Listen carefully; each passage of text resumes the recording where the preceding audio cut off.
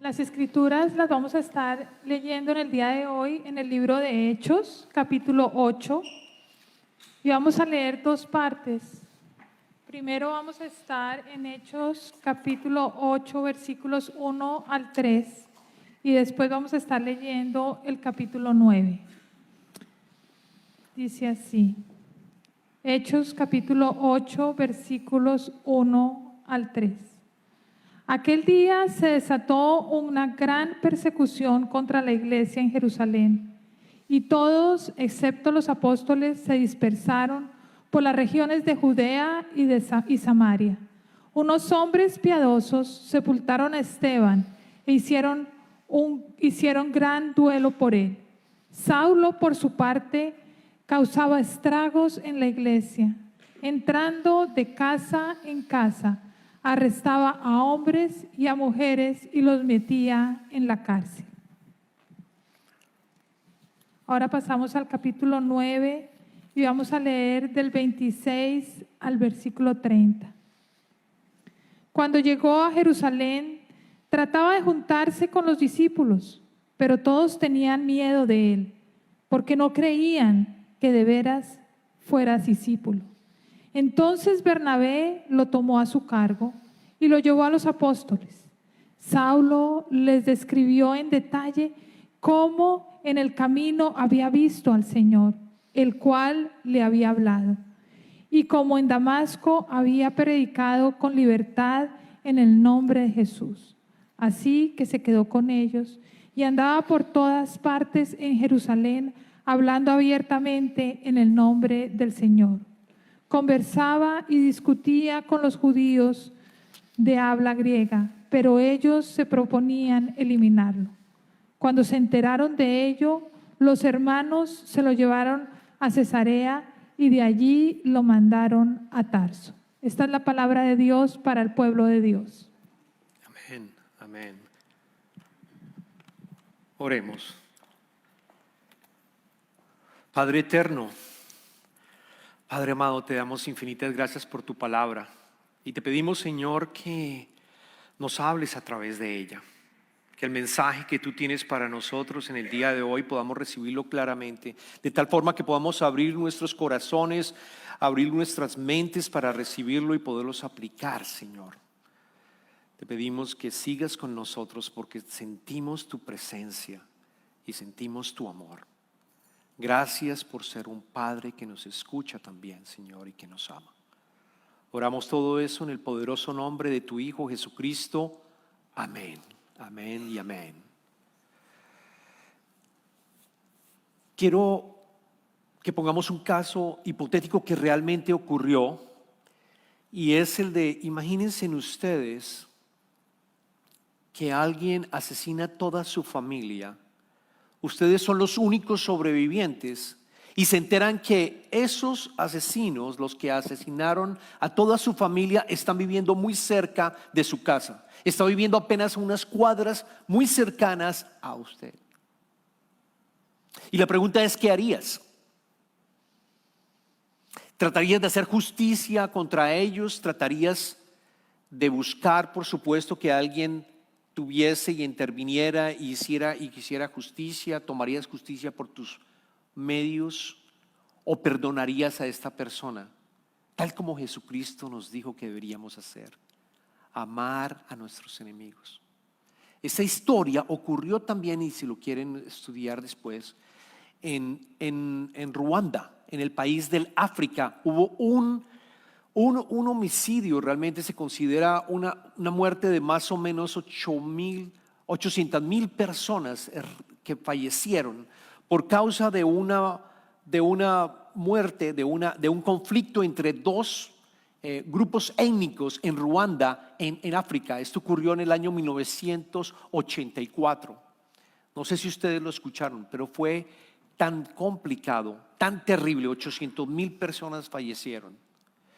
Durante un periodo de 3 meses ocurrió este genocidio. Durante un periodo de 3 meses. Finalmente llegó la paz y uno de los presidentes de Ruanda decidió, por supuesto, hacer justicia e identificaron alrededor de unos 150,000 personas que fueron las que cometieron este genocidio y las colocó en la cárcel. las metió en la cárcel para que fueran ajusticiados y recibieran la pena por haber cometido esa falta tan grave. ¿Qué ocurrió? Que el país no tenía la capacidad para manejar a esos 150,000 presos. Hubo una crisis completa en el sistema carcelario, una crisis que al final lo que decidió el país hacer es liberar de esos 150,000 a 50,000 de ellos y sacarlos nuevamente a que vivieran donde estaban ellos viviendo, a volver otra vez a que se unieran a la comunidad de tal manera que hubiese reconciliación. Al país no le quedó otra forma sino buscar la reconciliación, así que los liberó, aquellos que eran tenían mucho mayor edad, esos 50,000, y los liberó. Y si ustedes van a ver hay un documental que se llama As We Forgive, como perdonamos, cuenta la historia de dos personas, de dos señoras que vivieron y se dieron cuenta que el asesino de su familia efectivamente vivía a pocas cuadras. La historia es fascinante y la vamos a estudiar en el día de hoy, comparándolo también con lo que ocurrió con Pablo y el llamado de Pablo. Vamos a estudiar, y hoy leímos en el libro de Hechos de los Apóstoles, leímos la conversión de Pablo, el antes y el después de Pablo. El Pablo que estaba persiguiendo a los cristianos, a los primeros cristianos, y después cómo la conversión y Pablo cambia, y cómo hay redención, y cómo los mismos cristianos, los primeros cristianos, perdonan a Pablo. Entonces, para contar la historia completa, vamos a ir y vamos a estudiar tres personajes que aparecen en las historias. Primero tenemos a Pablo, después tenemos a Bernabé, a Esteban, y luego a Bernabé. Pablo, Esteban y Bernabé. ¿Quién era Pablo? Pablo nació en Tarso. Tarso en esa época era un territorio romano. Pablo nació de una familia bastante judía que seguía todas las reglas de los judíos en esa época. De hecho, su familia venía del linaje de la tribu de Benjamín y estaban muy estrictos, siguiendo continuamente con las leyes que tocaba. Así criaron a Pablo. Pablo era un hombre muy inteligente. Pablo hablaba el griego, hablaba el latín, hablaba el arameo, y por ser judío hablaba el hebreo también. Y a los 13 años lo enviaron a Jerusalén para que aprendiera a través de un rabino que se llamaba Gamaliel. A los 13 años viajó a Jerusalén. Pablo nació en el año entre 1 y 5, de acuerdo a los historiadores, después de Jesucristo. Él nació después de Jesucristo.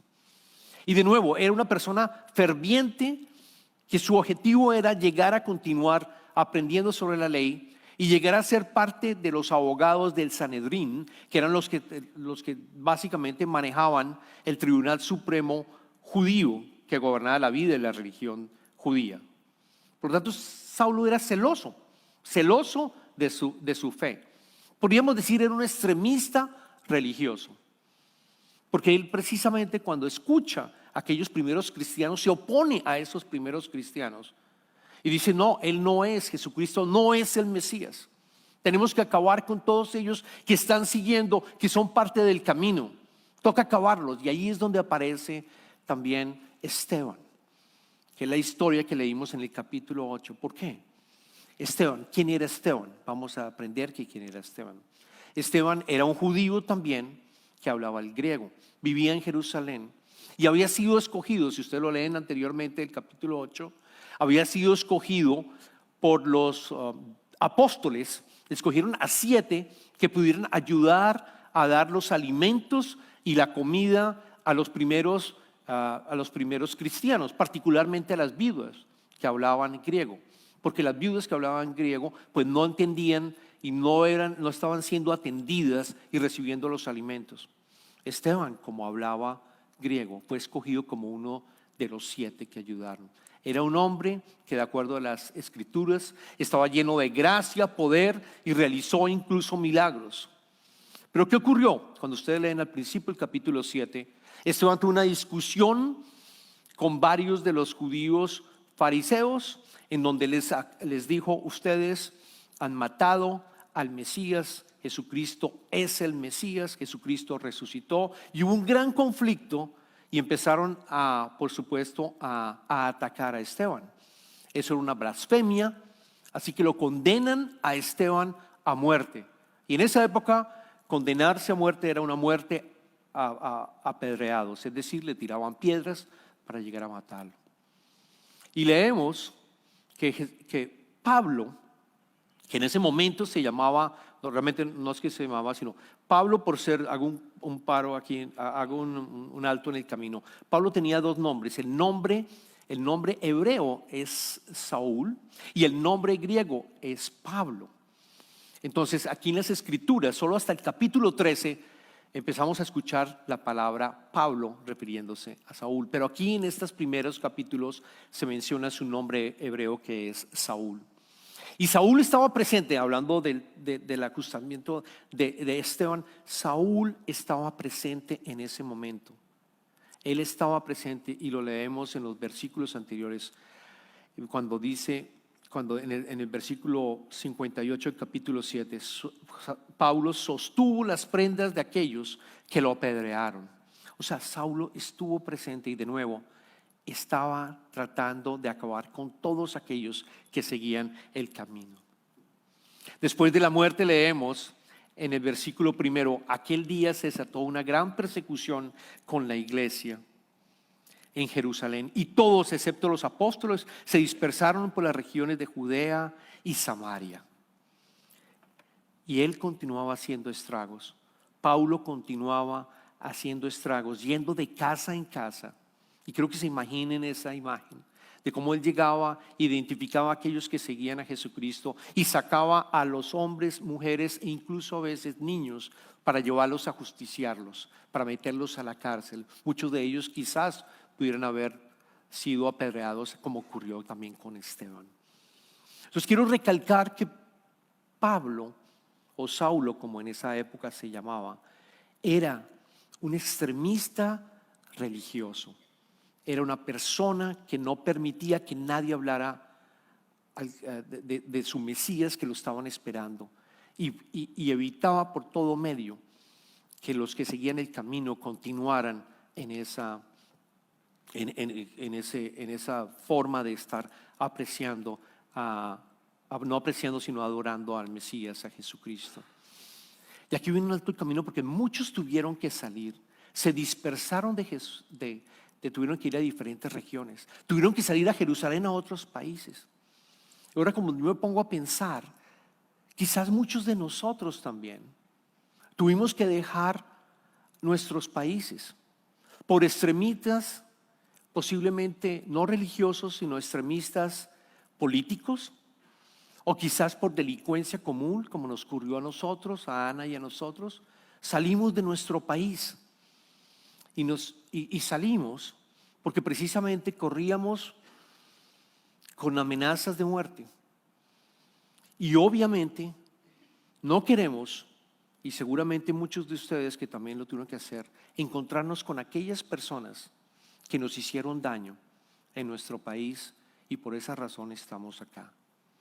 O quizás no fue en la migración, sino hay alguien en tu vida que te hizo un daño tremendo, que te hirió, que fue extremista, que casi te hirió por algo que hizo, porque pecó contra ti, y tú no quieres volver a establecer una relación con esa persona, porque sabes que te hirió y esa persona no ha pedido perdón tampoco.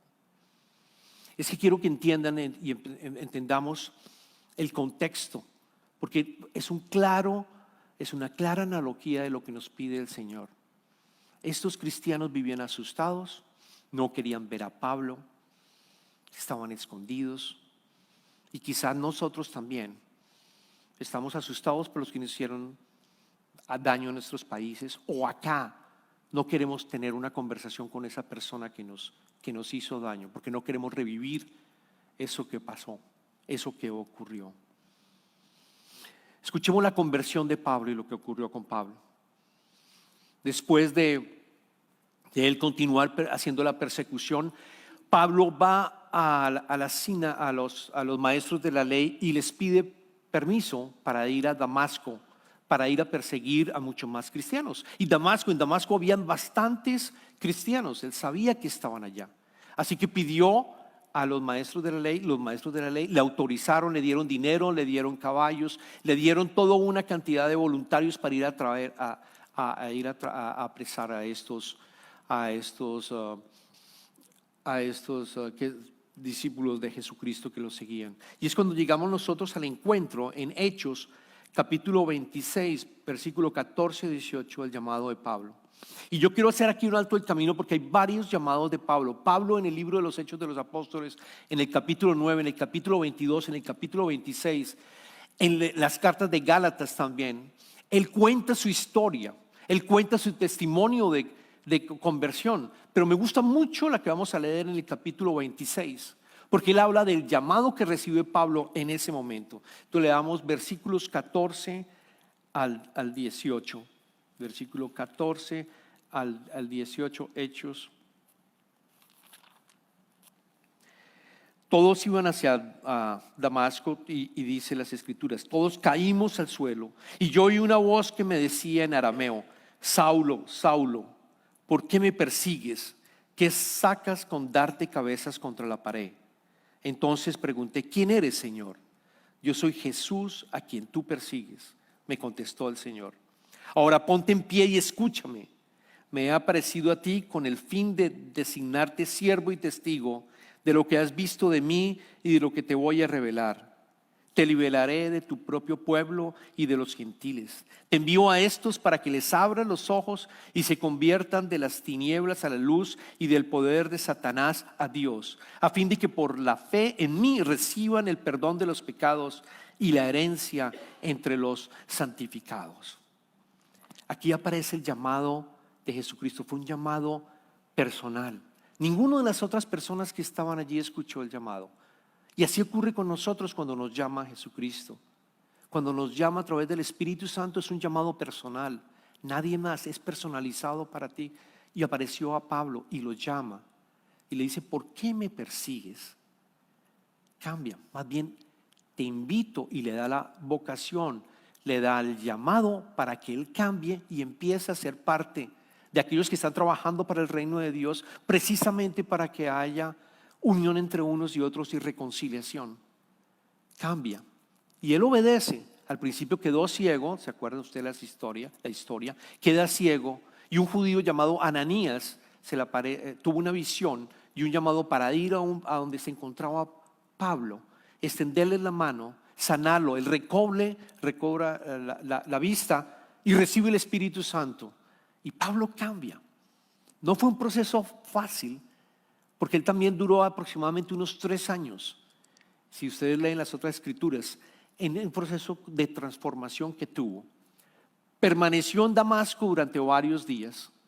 Permaneció en Damasco yendo a las sinagogas y diciéndole, están equivocados, mataron a Jesucristo, el Mesías. Están equivocados. ¿Y qué pasaba con los judíos? Los judíos no querían verlo. Los judíos querían matar también a Pablo.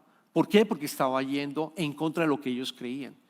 Entonces pónganse a imaginar a Pablo, por una parte tratando de ir a los judíos, por otra parte tratando de ir a los cristianos. Ninguno de los dos quería estar con él.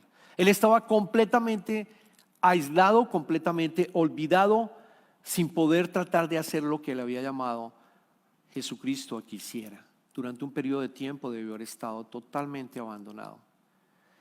Y aquí viene el proceso de reconciliación que tiene Pablo. Aquí viene cómo llega Bernabé, un tercero que ayuda a hacer el proceso de reconciliación de Pablo con los cristianos, particularmente para que retomara su llamado. Entonces, ¿quién es Bernabé? Escuchemos quién es Bernabé. Su nombre original fue José y había nacido en Chipre. Él venía también de la tribu de otra tribu, de la tribu de Leví. Era un judío y las escrituras dicen que era un hombre bueno, lleno del Espíritu Santo y de fe. Tanto es así que vendió sus propiedades y la había entregado a los primeros cristianos. Amaba al Señor. Y no sabemos cómo se encuentra y conoce a Pablo. No sabemos cómo, pero escucha a Pablo y se da cuenta de la transformación que Pablo tuvo. Se dio cuenta que Pablo había cambiado, se dio cuenta que tenía el Espíritu Santo. Y dice, un momento, no, Yo tengo que presentarlo con los apóstoles. Yo tengo que ir de Damasco a Jerusalén y llevarlo y presentarlo a los apóstoles para que usted cuente su testimonio. Se dan cuenta cómo Bernabé empieza a ser utilizado por el Espíritu Santo para que hubiese reconciliación entre Pablo y los primeros discípulos. Hubo reconciliación, hubo perdón. Y aquí viene la enseñanza de Jesucristo, que estamos en las series Orden de las Operaciones Primero Ama. ¿Qué nos dice Jesucristo cuando alguien peca contra nosotros? Y esto es bien importante. ¿Qué nos dice Él? Él nos dice que tenemos que amar a todos, incluso a nuestros enemigos. Pero en el capítulo 18 del Evangelio de Mateo nos da un proceso, una manera en que nosotros podemos perdonar y debemos perdonar a otra persona que hace parte de la familia cristiana, que hace parte de nuestra familia, que cree en Jesucristo. Los versículos que Jesucristo dice en este momento y que voy a leer, que están en el Evangelio de Mateo, capítulo 5, versículo 43 al 46. Mateo del 43 al 46, quiero que lo tomen. Dice Jesucristo, tomen sus Biblias y lo lean. Ustedes han oído que se dijo: ama a tu prójimo y odia a tu enemigo. Pero yo les digo, amen a sus enemigos y oren por quienes los persiguen, para que sean hijos de su Padre que está en el cielo. Él hace que salga el sol sobre malos y buenos, y que llueva sobre justos e injustos. Si ustedes aman solamente a quienes los aman, ¿qué recompensa recibirá? ¿Acaso no hacen eso hasta los recaudadores de impuestos? El llamado que nos hace Jesucristo es incluso a nuestros enemigos. Y cuando hablo del proceso en el capítulo 18 dice, Mateo capítulo 18 versículo del 15 al 17. Si tu hermano, aquí viene la parte más importante, si tu hermano peca contra ti, ve a solas con él y hazle ver tu falta. Si te hace caso, has ganado a tu hermano. Pero si no, lleva contigo a uno o dos más, para que todo asunto se resuelva mediante el testimonio de 2 o 3 testigos. Si se niega a hacerles caso a ellos, díselo a la iglesia, y si incluso la iglesia no le hace caso, trátalo como si fuera un incrédulo o un renegado. Y aquí está el proceso que nosotros debemos hacer y debemos de seguir cuando alguien nos ha herido, cuando alguien ha pecado contra nosotros. ¿Cómo podemos perdonarlo? Persona A toma un pecado a la persona, hace un pecado a la persona B. La persona A debe tener la valentía. Estamos hablando A y B, personas cristianas en la familia de Dios. La persona A va a la persona B y le dice: me has herido. Que eso requiere bastante fuerza, eso requiere bastante valor. Me has herido y tú has pecado contra mí. Y le expresa su sentimiento, lo que está diciendo Jesucristo. Y la persona B, si la persona B se arrepiente, los dos, que hay reconciliación y tú lo perdonas. Ha habido reconciliación. Pero ¿qué pasa si la persona B no lo acepta, no quiere hacerlo, está negada completamente? Allí tú llamas, de acuerdo a Jesucristo, a 2 testigos que saben que lo que ocurrió entre los dos, y lo invita a que vaya a la persona B y le diga: tú has herido a tu hermano, tú has pecado contra tu hermano, yo te invito a que hagas paces y haya reconciliación con el hermano A. Y si no lo hace, ¿qué dice Jesucristo? Llama a la iglesia. Llama a la iglesia para que la iglesia intervenga, de tal manera que la iglesia vaya donde el hermano B y le diga: tú has pecado contra el hermano A, reconcíliate, pídele perdón, para que de esa manera haya reconciliación. ¿Y qué pasa si todavía esta persona no acepta? Y si todavía esta persona no acepta, lo que dice Jesucristo es: trátala como un incrédulo, es decir, trátala como una persona que no hace parte de la familia de Dios. Y en ese momento lo que tienes que hacer es decirle: Señor, perdónalo porque no sabe lo que hace. Pero al final de cuentas seguimos lo que Jesucristo nos dice, que debemos de perdonar absolutamente a todos, incluidos hasta a nuestros enemigos. Y eso pasó en Ruanda. En Ruanda pasó eso porque ¿qué ocurrió? Empezó a haber reconciliación y la iglesia empezó a llamar. La iglesia empezó a buscar a aquellas personas que habían matado a otras, a decirles, fíjese cómo está con lo que tú cometiste y te invito a que pidas perdón. Y estas personas se arrepentían e incluso iban a las casas de las personas a las que habían matado con su familia y ayudaban a reconstruir las casas, lloraban para pedir perdón. Hubo reconciliación. No solamente la iglesia, sino también otras organizaciones ayudaron a que hubiese reconciliación. Y eso es lo que hizo Bernabé, si se dan cuenta. Bernabé se dio cuenta que Pablo había cambiado, que tenía el Espíritu Santo. Y dice, no, ven, te invito a que vayas a los apóstoles. Yo te perdono, no están las escrituras, pero estoy seguro que allí hubo perdón de parte de Bernabé con Pablo. Y lo invita a ir a Jerusalén. ¿Para qué? Para que allí también pudieran con los apóstoles recibir reconciliación. Y los apóstoles, como leemos, los apóstoles lo perdonan. Y Pablo empieza esa gran obra para el reino de Dios. Cuando nosotros recibimos perdón, nos quitamos algo muy fuerte en nuestras almas. Nosotros logramos estar libres después de haber recibido ese perdón y dar perdón. Nosotros podemos de esa manera continuar nuestro caminar cristiano también, invitando a otros a que tengan también reconciliación con los que nos han herido. Tenemos que seguir el ejemplo de Cristo. Cristo vino a precisamente perdonar todas nuestras faltas y morir en una cruz y a través de su sangre poder nosotros ser perdonados. Cuando oramos el Padre Nuestro estamos diciendo, perdónanos Señor porque nosotros también estamos perdonando. Él nos ha perdonado miles y miles de veces, millones de veces. Y tú estás invitado a perdonar también a tu hermano, siguiendo este proceso en Mateo 18. Y la iglesia puede ayudarte y los otros hermanos pueden ayudarte si hay testigos para hacerlo. Pero al final el objetivo es obtener perdón. Jesucristo le dijo a Pedro le preguntó ¿cuántas veces tengo que perdonar? Y le dijo 7 veces 70. Continuamente tienes que perdonar. Eso es radical lo que Jesucristo nos enseña. El reino de Dios es precisamente ese, que haya reconciliación entre unos y otros, que no vivamos con rencor y que no vivamos con odio hacia los demás. Y quizás ustedes dirán, la persona que me hizo daño está en mi país y quizás esa persona ya no existe o quizás esa persona ya falleció.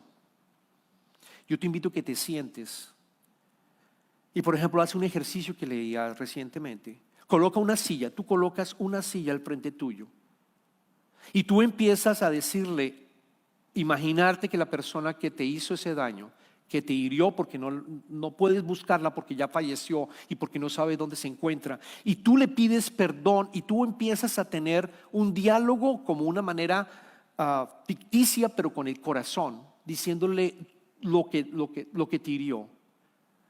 La silla está vacía y representa a la otra persona que te hirió. Y si es necesario, muévete de silla también y trata de hacer un ejercicio de qué fue lo que esa persona sintió y por qué lo hizo. Probablemente al principio va a ser muy difícil y no vas a escuchar nada, ni no va a salir nada de tus labios. Pero tú puedes continuar haciendo este ejercicio varias veces, de tal manera que tu corazón empieza a pedir perdón en un 10%, en un 6%, en un 10%, en un 15%, en un 20%. Hasta el final tú puedes darle un certificado de perdón completo. Te he perdonado, a pesar de que esa persona no la conozcas, no la puedas, llegar a acceder, o la iglesia o alguien la puede llegar a acceder porque no hay forma de hacerlo. De cualquier manera, tenemos que perdonar. Es muy fácil amar a los que nos aman. Se requiere un poder sobrenatural para amar a aquellos que nos odian y nos han herido. Pero el llamado que nosotros tenemos es de seguir lo que Jesucristo nos enseñó y es el de perdonar a través del Espíritu Santo es posible hacerlo. Así que te invito y que aceptes esta invitación. Aquí esta semana quizás piensa en aquella persona que te ha herido. Piensa en aquella persona que no te ha pedido perdón. Y ora para encontrar la manera de reconciliarse con ella. Quizás siguiendo lo que Mateo, en el Evangelio de Mateo capítulo 18 nos dijo, en donde involucramos a testigos o la iglesia. O quizás con este ejercicio tuyo privado, que tú lo estás haciendo para lograr esa reconciliación. Y al final lo vemos con Pablo. ¿Pablo qué hizo? Pablo hizo grandes cosas por el reino de Dios después de haber sido restituido. Escribió 17 de los 21 libros en el Nuevo Testamento. Llevó a cabo 3 viajes misioneros. Fue capaz de arrancar la iglesia cristiana. Grandes cosas para el reino lo hizo. Grandes cosas para el reino que fueron posibles después de haber habido una reconciliación con los mismos cristianos. E intentó reconciliarse con los judíos muchas veces. Es más, él soñaba con ir a Roma y poder estar allá en Roma también, en Jerusalén, para volver a seguir trabajando, y no fue posible porque lo justiciaron. Esa es la invitación para el día de hoy. Que podamos encontrar e identificar a aquella persona a la cual nosotros tenemos que perdonar, y a través del Espíritu Santo esto sea posible. Oremos. Padre, te damos infinitas gracias por tu palabra. Te damos gracias por este ejemplo que podemos leer en el libro de Hechos de los Apóstoles y la conversión que tuvo Pablo, Señor. Y cómo Pablo hizo grandes cosas para tu reino, precisamente porque se había reconciliado, Señor, y había recibido el perdón. Yo te pido, Padre, que en este momento que cada uno de nosotros está pensando en quizás en alguien al cual yo debo pedirle perdón o debo recibir perdón, Señor, que podamos hacerlo y seguir tu ejemplo, el gran ejemplo que tú nos has dado de venir aquí a tu misma creación y sacrificarte para que tu sangre cubriera todos los pecados de nosotros. Te pedimos, Señor, que podamos identificar quizás testigos, o quizás llamar a la iglesia, o quizás hacer un ejercicio personal de tal manera que perdonemos a esa persona, o nosotros perdonar a aquella persona. Tu reino es un reino de reconciliación y queremos ser parte de ese reino. Ayúdanos a sanar en nuestro espíritu, Señor, y podamos hacer también así luz en esta vida. Gracias, Padre. En este momento entramos en las ofrendas y, Señor, te damos gracias por todos aquellos que están ofrendando y dando parte de lo que tú les has dado, Señor. Bendícelo, Señor, y multiplica esas ofrendas para que la iglesia pueda seguir trabajando para tu reino, Señor. Pedimos esto en el nombre de tu amado Hijo Jesucristo.